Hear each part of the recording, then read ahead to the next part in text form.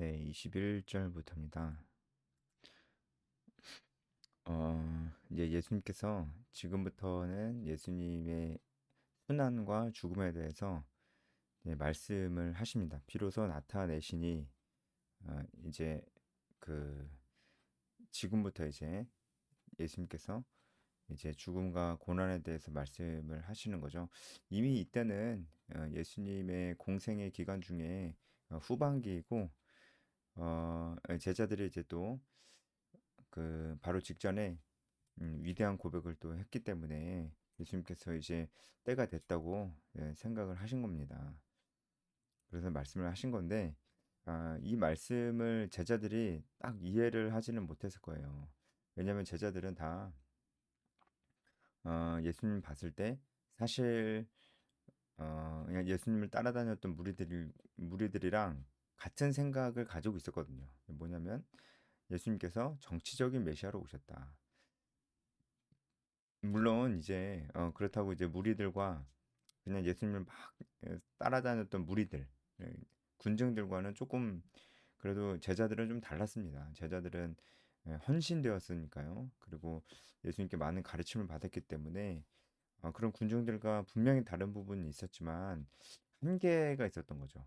그래도 예수님을 정치적인 메시아로 보지 않는 어, 다시 말씀드릴게요. 그러니까 예수님을 정치적인 메시아로 보는 면에 있어서는 군중들과 똑같았습니다. 이제 한계죠. 제자들이 가지고 있었던 그런 한계가 있었어요.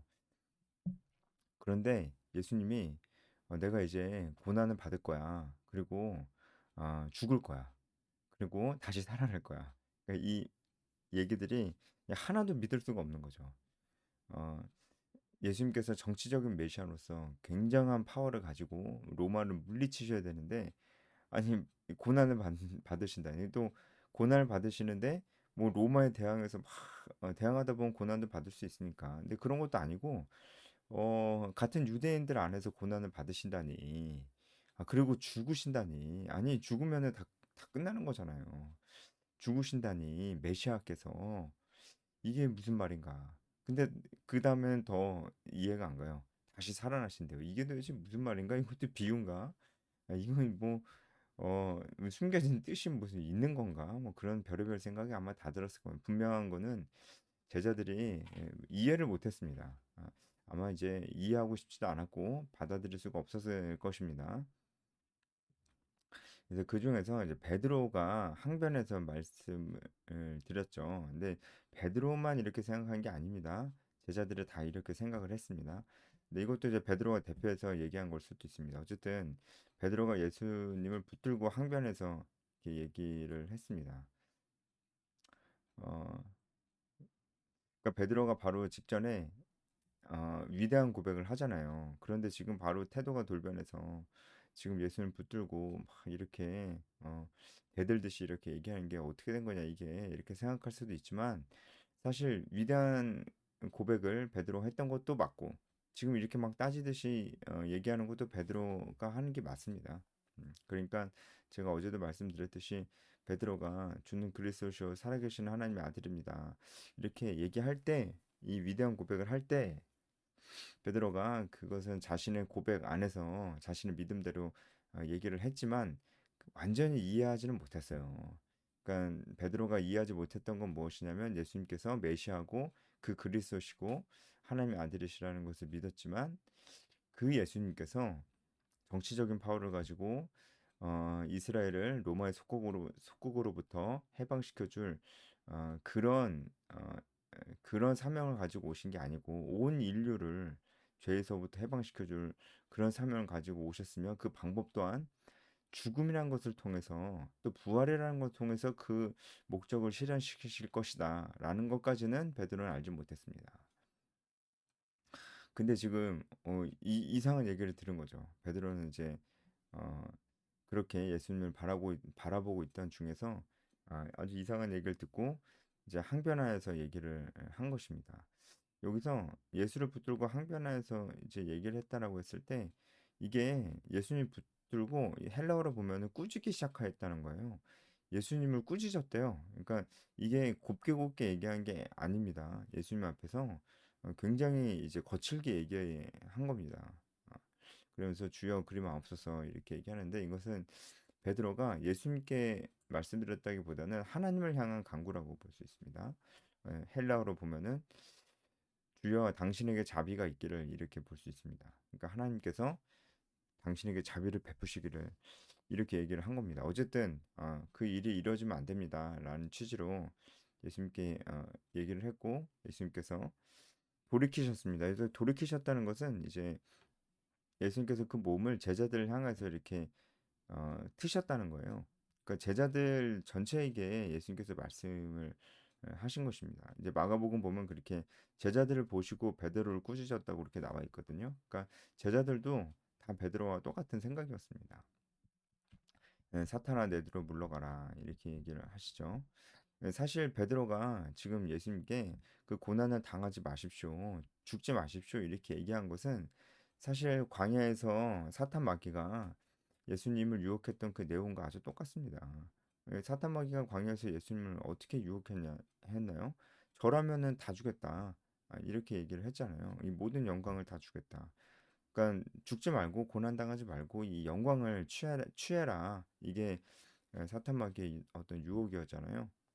그러니까 베드로도 사실 비슷한 유형의 유혹을 하고 있는 거죠, 예수님께.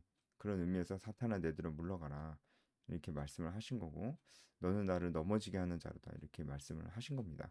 그렇다고 베드로가 사탄은 아닙니다. 이제 베드로가 순간적으로 그 죄 때문에 사탄의 생각을 가지고 얘기한 건 맞지만 베드로가 사탄은 아니죠. 내가 하나님의 일을 생각하지 아니하고 도리어 사람의 일을 생각하는도다. 예수님께서 꿰뚫어 보셨죠? 여기서 사람의 일이라는 게 뭘까요? 바로 예수님께서 정치적인 권력을 가지고 어, 제자들이 생각하는 대로 그런 고난과 죽음 없이 그냥 그 영광 가운데 로마를 물리치고 진짜 왕이 되시는 거. 그게 사람의 일이겠죠? 더 나아간다면은 그렇게 함으로 인해서 제자들이 다 이제 정치적인 요직을 한 자리씩 차지하게 된다는 거. 이게 사람의 일입니다. 사실 그런 욕심이 좀 있었어요. 제자들이 나중에 예수님께서 집권하시면 내가 한 자리 차지하고 싶다. 이런 욕심들이 다 좀 있었습니다. 이- 이제 어 그런 내용들도 복음서에 나오거든요. 음, 그게 이제 사람의 일이라고 볼 수 있죠. 그래서 예수님을 따라다니는데 사람의 일을 생각하는 거예요. 예수님을 따라다니는데 그 목적이 사람의 일을 생각할 수도 있는 거예요. 겉으로 보기에는 되게 헌신돼 보이고 예수님을 잘 따라가는 것 같은데 사실 목적이 마음이 딴 데 있는 거예요. 그것은 사람의 일이고 하나님의 일이 아닙니다. 그래서 예수님께서 계속 말씀하시죠. 나를 따라오거든 자기를 부인하고 십자가를 져야 된다. 자기를 부인한다는 것은 부인하다, 거절하다, 이런 저버리다 이런 뜻이에요. 그러니까 이것은 뭘 부인하고 거절하고 저버리는 거겠어요.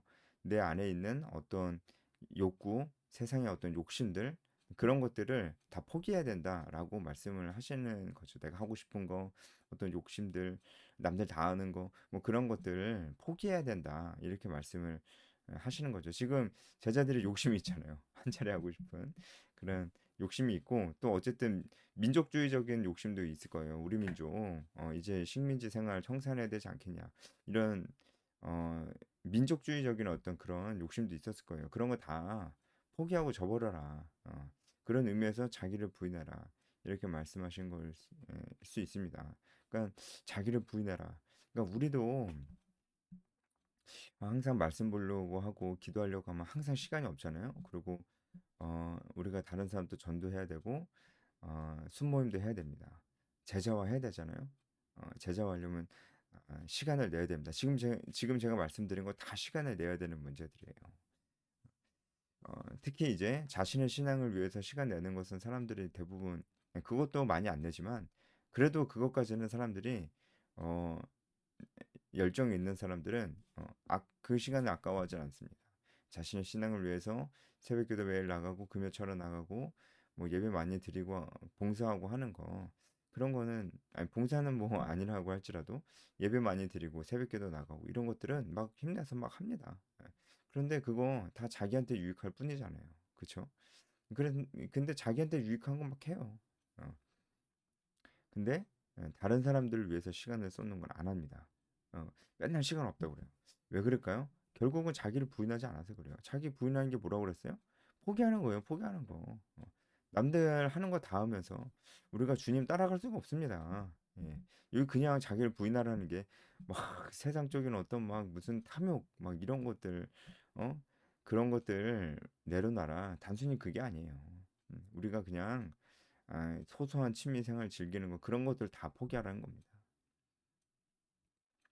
막 엄청난 탐욕을 포기하라는 얘기면 난 그런 탐욕 없는데 그러니까 뭐 나한테는 해당되는 얘기 아니네. 우리가 이렇게 생각하기 쉽거든요. 근데 그렇지 않습니다.